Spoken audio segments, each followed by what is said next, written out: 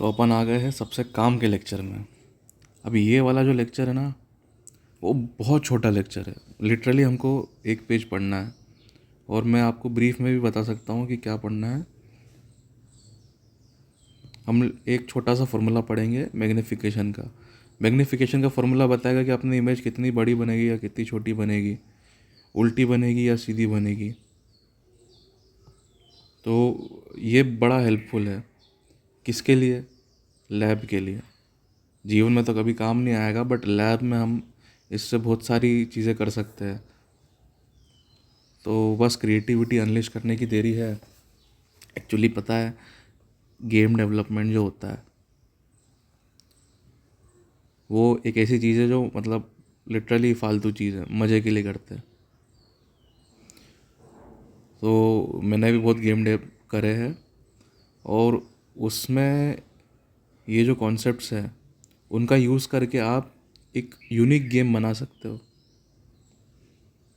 क्योंकि ऐसा गेम जो मिरर डायमेंशन और इन सारी चीज़ों की बात करता है, वहीं पे हम इसका यूज़ ले सकते हैं।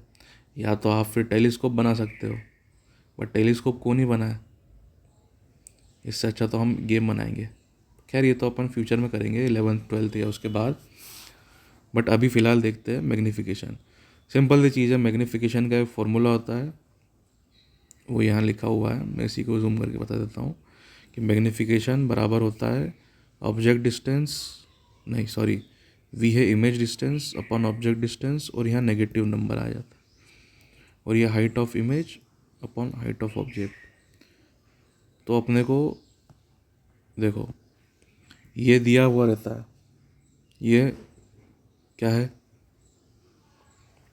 ऑब्जेक्ट का डिस्टेंस है। इसको हम कैलकुलेट करते हैं मिरर फॉर्मूला से।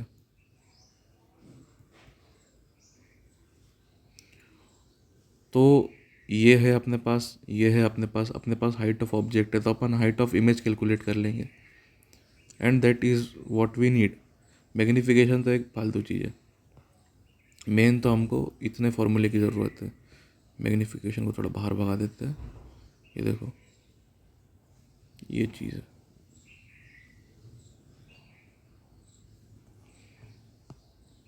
तो अगर m पॉजिटिव है तो इमेज सीधी बनेगी, वर्चुअल बनेगी।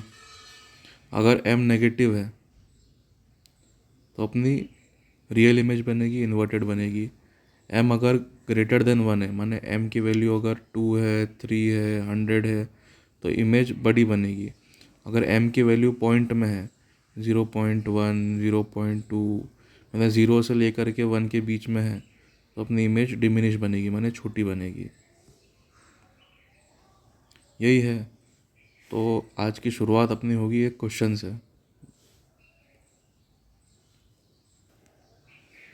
खैर, क्वेश्चन करने से पहले एक एनसीईआरटी की फ़नी बात बता दूं। एनसीईआरटी वालों ने जो फर्स्ट एग्जांपल दिया है वही गलत है। उसमें उन्होंने क्वेश्चन ही इनकरेक्ट फ्रेम किया है। उसमें इन्होंने हाइट ऑफ ऑब्जेक्ट दी नहीं है और हमसे पूछी हाइट ऑफ इमेज है क्वेश्चन में। और इतने सालों से ये बुक प्रिंट हो रही है, पर किसी ने इतनी केयर नहीं करी कि वो इस बुक को बार बार देखे या एक बार ट्राई करके देखे कि हमने कुछ गलती तो नहीं करी है। But it is okay. क्या है, उनको क्या ही फ़र्क पड़ता है आप लोगों से। तो चलो, कोई दिक्कत नहीं। कॉनकेव मिरर कैसा होता है? जैसे कॉनकेव बोले तो सबसे पहले कॉनकेव मिरर की डायग्राम बनाना अपना सबसे पहला स्टेप जो होना चाहिए क्वेश्चन प्रॉब्लम सॉल्विंग का, वो होना चाहिए डायग्राम। जैसे ये प्रॉब्लम दिखती है, इसका डायग्राम बनाओ। तो किससे बनाना है? इस टाइप से ये डायग्राम बना दिया। उसके बाद क्या करना है? उसके बाद कॉनकेव मिरर की फोकल लेंथ 15 सेंटीमीटर है, तो इसके 15 सेंटीमीटर आगे, मतलब यहाँ पे अपन ने बना दिया फोकस, ये 15 सेंटीमीटर का। मैं तो रफ डायग्राम बना रहा हूँ क्योंकि मेरे को जल्दी एक्सप्लेन करना है, बट आपके पास तो समय है। तो डिपेंडिंग अपॉन कितना नंबर का क्वेश्चन आता है बोर्ड में, हम हम प्रॉब्लम्स लास्ट में डिस्कस करेंगे सारी की सारी, चेक पॉइंट के बाद में। ये लेक्चर के बाद में चेक पॉइंट आएगा, वैसे बता दूँ मैं। तो इतना कर लिया। A object is placed at 30 centimetre in front of mirror. 30 centimetre मतलब ये 15 मिनट नहीं रहे, 15 मीटर। और ये है सी, और ये भी 15 मीटर है। अब हमको तो पता ही है कि यार सर आपने कुछ तो बोला था कि ये उल्टी बनेगी, एग्जैक्टली सेम हाइट की बनेगी, तो हमको पता ही है। But let us calculate with example. तो डायग्राम बना दिया। सेकंड स्टेप, लिखो फॉर्मूला कौन कौन से यूज़ में होंगे। तो फॉर्मूला यूज़ कौन कौन से हैं? तो सबसे पहले हमने फॉर्मूला सीखे थे, दिमाग मत लगाओ, चिट्ठी देखो, चिट्ठी चिट्ठी कहाँ गई? चिट्ठी ढूंढने में समय लगेगा, चिट्ठी ढूंढो। मेरे को याद है बट मैं आपको बता रहा हूँ चिट्ठी का महत्व। जहाँ फॉर्मूला लगा वहाँ अपन ने शीट कोड देख लिया, PDNEJOH, तो अपनी गाड़ी आ गई। तो ये फॉर्मूला है अपना पहला फॉर्मूला। ये कौन सा फॉर्मूला था? Mirror formula. उसके बाद मैग्नीफिकेशन का फॉर्मूला क्या था? अब इतनी नीचे और जाना पड़ेगा, जाओ।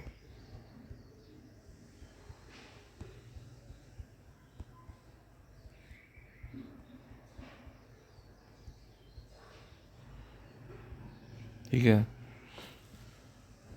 m is equal to -v minus divide by u, height of image HI भी लिख सकते हो या H' भी लिख सकते हो, और हाइट ऑफ ऑब्जेक्ट या HO भी लिख सकते हो, अपने ऊपर है। HI/HO जो भी आपको अच्छा लगे। अपन जब कोड करेंगे तो अपन HI और HO का यूज़ करेंगे।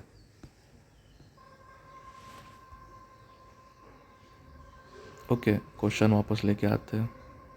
हम इसी टाइप से एक एक करके बोर्ड के क्वेश्चंस भी करेंगे चेक पॉइंट के बाद में। तो चेक पॉइंट बस आने वाला है, करते हैं। हो गया। तो हमने देख लिया डायग्राम, हमने देख लिया मिरर फॉर्मूला, हमने देख लिया मैग्नीफिकेशन। अब हम डायरेक्टली इस प्रॉब्लम को सॉल्व करेंगे। कैसे? कि सबसे पहले उसने पूछा क्या है वो देखो, find image distance and magnification. NCERT वालों ने यहाँ पे हाइट भी लिख दिया है, जबकि हाइट तो एग्जिस्ट ही नहीं करती इसकी, मतलब दी ही नहीं है। तो आंसर मत देखो चीटर्स। हम लिखेंगे सबसे पहले गिवन। गिवन क्या है? ऑब्जेक्ट डिस्टेंस जो u है वो है हमारा -15 सेंटीमीटर। ये माइनस साइन बड़ा इम्पोर्टेंट है। कॉमा, और क्या दिया हुआ है? हमारा जो फोकल लेंथ है वो माइनस, और थोड़ी थोड़ी गलती हो गई, ये -30 है और ये -50 सेंटीमीटर है।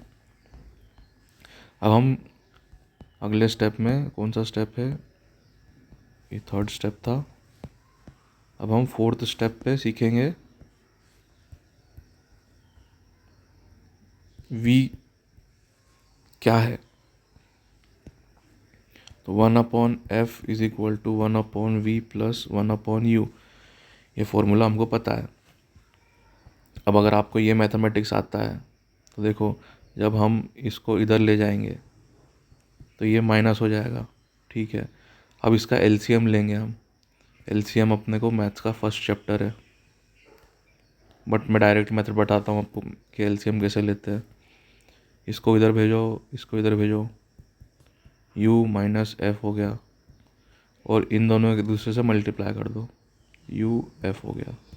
तो 1/v इज इक्वल टू, ठीक है, अब इसको उल्टा कर दो, इसको भी उल्टा कर दो, UF divide by u minus f। ये हो गया सिंपल सादा सॉल्यूशन। अब यहाँ पे वैल्यूज़ पुट करनी है बस, तो वैल्यूज़ पुट कर देते हैं अपन। तो मैं थोड़ा ज़्यादा ही बड़ा बड़ा लिख रहा हूँ, छोटा छोटा लिख देता हूँ। तो v is equal to UF divide by u minus f। ठीक है, आपको लीनियरली चलना है, मैं आपको एक्सप्लेन कर रहा हूँ इसलिए मैं ऐसा चल रहा हूँ। u is equal to UF minus ये है। ठीक है, एक की वैल्यू थी -30, चलो ऐसे ही कंटिन्यू करते हैं। u की वैल्यू थी -30, f की वैल्यू थी -15 divide by u minus f, माने -30 माइनस -15, माइनस माइनस प्लस हो जाता है, तो ये प्लस कर दो, ये भी माइनस माइनस प्लस हो जाएगा, इसको भी प्लस कर दो, तो ऊपर आ जाएगा 30 मल्टीप्लाई बाय 15 डिवाइडेड बाय -15, 15 से 15 कट हो जाएगा, तो ये आ जाएगा -30। तो हमको तो पता ही था। अब अपन यहाँ क्या करेंगे, अपन यहाँ ऊपर डायग्राम में जाके, ये क्यों बना दिया मैंने, हाँ अपन यहाँ पे -30 पे इमेज बना देंगे। बोल, अब मैग्नीफिकेशन, ठीक है। तो अपने पास अभी एक वैल्यू है -30, u है -30, अब f की ज़रूरत नहीं है। अपने पास एक नया फॉर्मूला अभी जस्ट आया था मैग्नीफिकेशन का, इसमें अपन लगा देंगे और मैग्नीफिकेशन कैलकुलेट करेंगे। तो करते हैं। तो अब m इज इक्वल टू, अरे मैं स्टेप्स भूल गया, फोर्थ था, फोर्थ में अपन ने v कैलकुलेट कर लिया, ये फोर्थ स्टेप कंप्लीट। ये फिफ्थ स्टेप है मैग्नीफिकेशन। मैग्नीफिकेशन का फॉर्मूला है 1/, ऐसा m is equal to minus by u height of image upon height of object. ये तो दी नहीं है, सिर्फ इतना ही है। तो m is equal to minus v कितना है और u कितना है, दोनों के दोनों -30 है। मैग्नीफिकेशन कितना हो जाएगा, -1 हो जाएगा, 30 से 30 कट। -1 का मतलब क्या है, माइनस का मतलब है उल्टा बनना, 1 का मतलब है सेम साइज का बनना। तो इस टाइप से हम लास्ट में आंसर लिख देंगे। ये थी प्रोसीजर, और लास्ट में अपना आंसर इस टाइप से दिखेगा कि v is negative, therefore the image is real and inverted, formed at 30 centimeter in front of mirror, m is equal to -1, therefore image is same size as object and inverted। आपको जैसे English लिखना है वैसे लिख दो अपने स्वाद अनुसार। चलो, अब कॉनकेव और कॉन्वेक्स मिरर ख़त्म हो गया है, इतना ही था।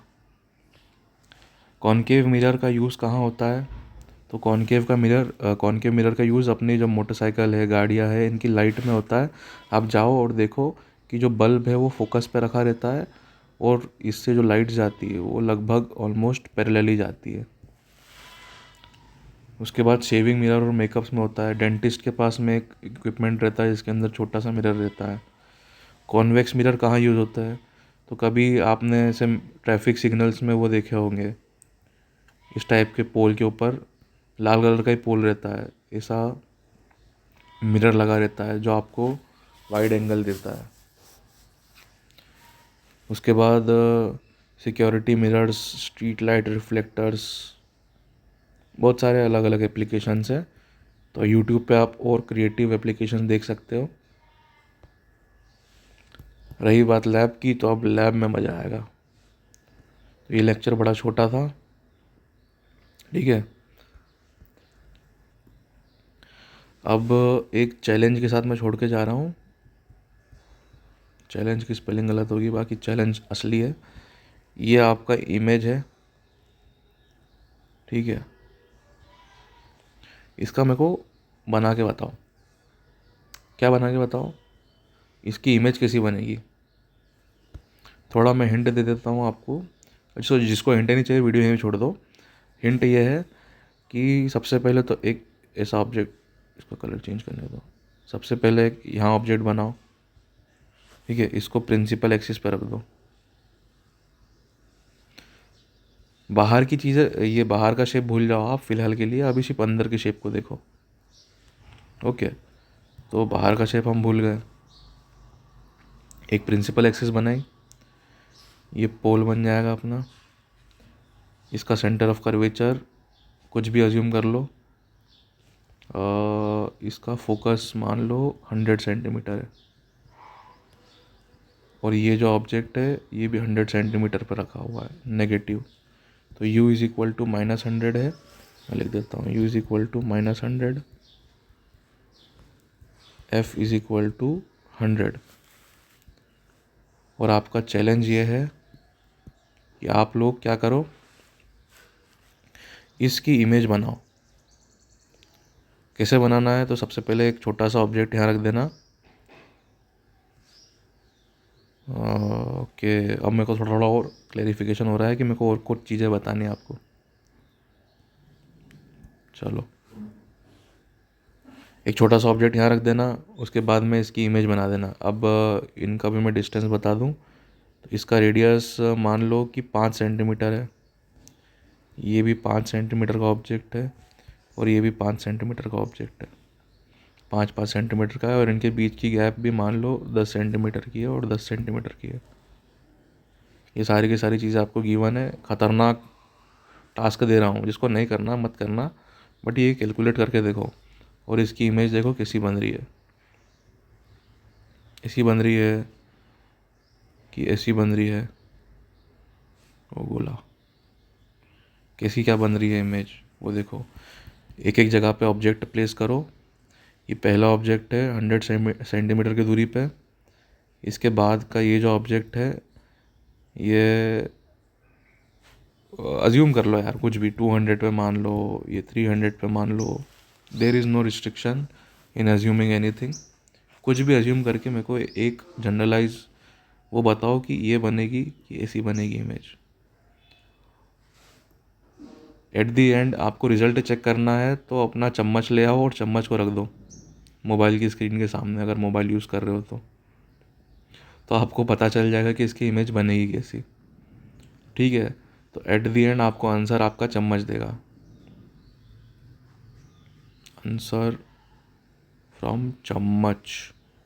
ठीक है, तो इसी के साथ हमारी समाप्ति होती है फेज़ 1 की। वो था स्फेरिकल मिरर।